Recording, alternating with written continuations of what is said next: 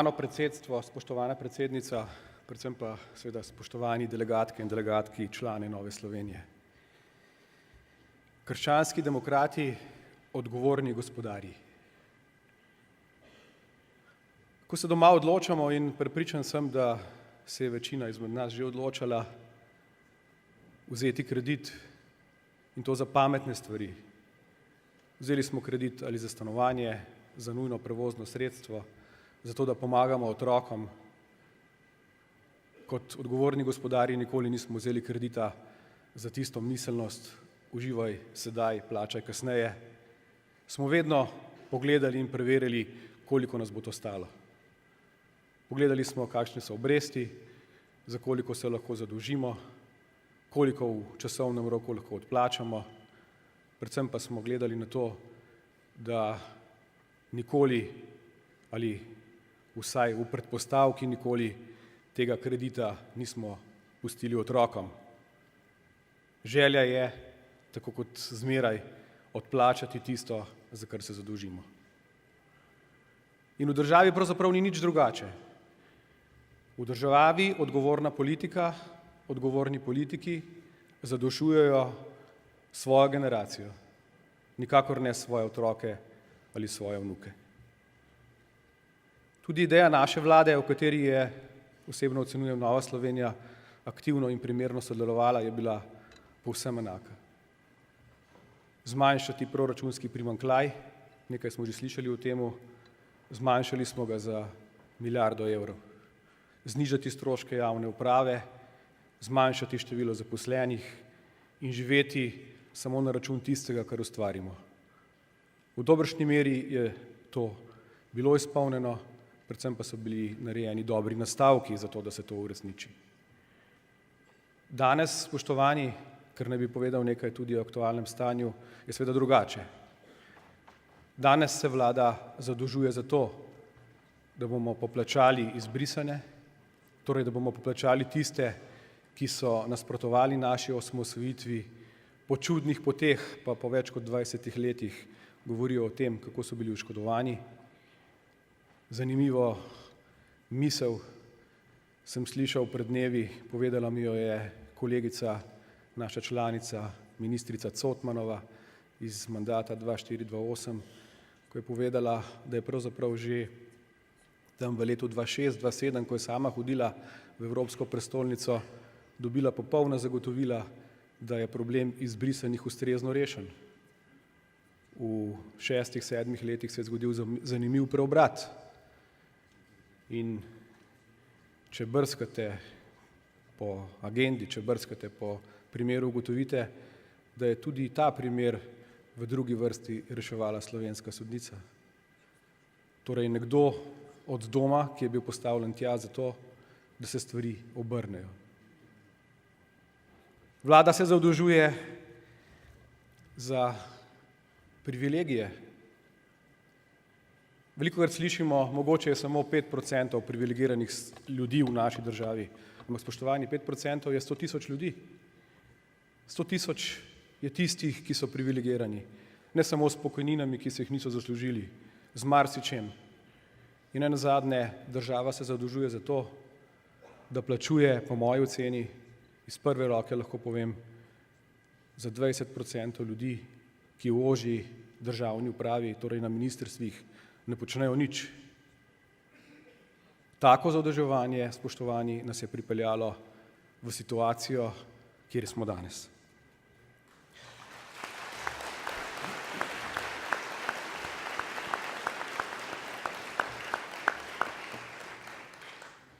V knjigi Neuhausa Langsa, ki jo je izdal gospod Peterle, sem zasledil zanimivo misel.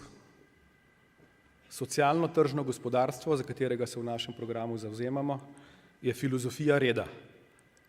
Torej filozofija, kjer vemo, kakšna so pravila, vemo, kje igramo in vemo, kdo sodi. Žal, v naši preljubi Sloveniji ne vemo, kdo sodi, ne vemo, kje igramo, ali je naš oder, ali je naša igra Slovenija, ali je Ciper, so Kajmanski otoki, je še kje vse kaj, kjer ne vemo, kakšna so pa pravila, pa tako ali tako vidimo, so pravila za ene in pravila za druge. Demokratični socializem, o katerem danes mnogo slišimo, v svojem bistvu seveda osnuje na gospodarskem področju tako imenovano socialistično plansko gospodarstvo. V tem gospodarstvu naj bi vsak posameznik deloval kot delček namaženega stroja. Vsak mora opraviti svojo igro, vsak naredi samo tisto, kar mu je zaukazano in na koncu imamo izdelke. A vendar nekaj bistvenega v tem socialističnem planskem gospodarstvu, za katerega nas v zadnjem času navdušujejo, manjka. To je svoboda, spoštovani. To je to, da se dopusti ideje posamezniku, da posameznik svojo svobodo, svojimi načrti, svojimi vizijami premika današnji čas.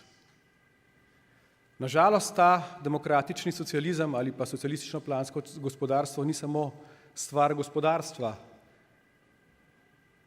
Tak model se danes v Sloveniji vzpostavlja povsod.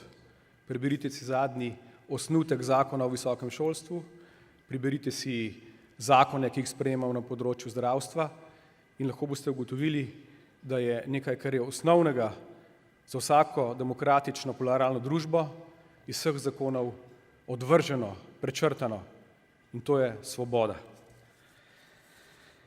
Zakaj se bojimo trojke? Zakaj se bojimo zadolžiti po 2-3%?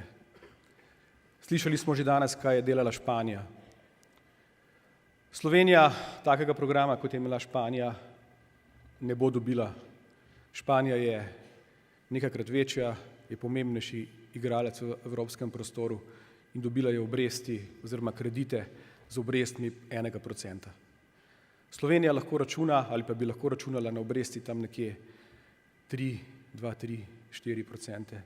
A vendar, spoštovani, razlika med tem, za kar smo se zadolžili pod aktualno vlado in za kar se bojim, da se bomo zadolžili v bližnji prihodnosti, ko se bomo zadolžili za 7%, 6-7%, je na letnem nivoju skoraj 600 milijonov.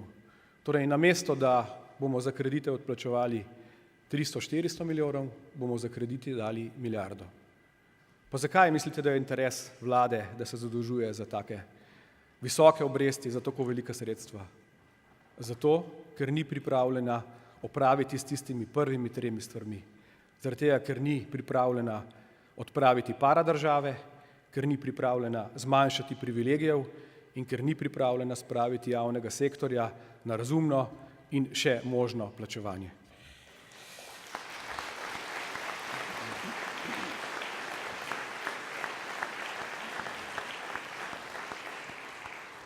Danes smo nekaj že slišali o naših prijateljih iz Evrope.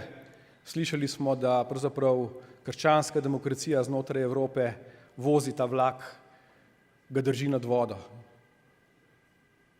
Krščanski demokrati Nemčije so gladko in z veliko večino zmagali. Pa zmagali niso samo zaradi tega, ker so opravili svojo zgodovino, ker so kljub hudim stvarem v njihovi zgodovini znali sprejeti to dejstvo in se opravičiti. Zmagali niso samo zato, ker so krščansko demokracijo, vodenje politike postavili na podstat osnovnih človeških vrednot, ki so seveda najbolj izražene v krščanstvu, predvsem so zmagali zato, ker ljudje bolje živijo. In predsednica Angela Merkel, ko so jo vprašali, zakaj mislite, da Nemci tako množično volijo vas, je odgovorila z zanimivim stavkom. Dodala je seveda tudi pristavek, da Nemčija na koncu koncev vodi kompletno Evropo. Rekla je, zato ker Nemci znamo delati stvari in ker smo politiki tu, da ljudem omogočijo, da znajo delati stvari. Preprosto in učinkovito. V Sloveniji smo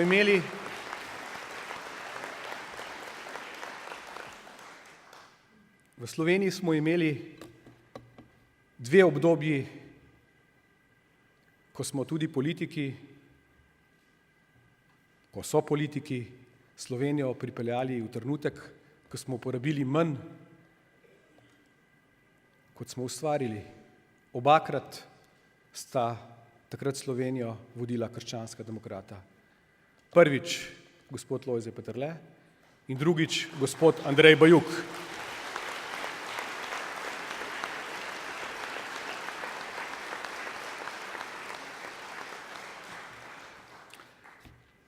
Žal bom končal z manj spodbudnimi besedami. Osebno ne pričakujem, da bi ta oblast lahko odšla prej kot bodo redne parlamentarne volitve, a vendar je za nas, za krščanske demokrate, to priložnost. Če imamo doma, ko se odločamo o tem, kdaj in kako bomo najeli kredit, tako možnost vsak trenutek lahko rečemo ja ali ne, je z državo drugače. Možnost odločanja o tem, kako, kdaj in po kakšni meri bomo najeli kredit, imamo samo vsake 4 leta. Zato je seveda še kako pomembno, spoštovani, da to možnost pravilno izberemo, da na volilnem listku pravilno obkrožimo. Zato, spoštovani, je pred nami čas, ko mora vsak izmed nas tudi okolico ozavestiti o tem, da smo krščanski demokrati dobri gospodarji in da nas je vredno obkrožiti. Hvala lepa.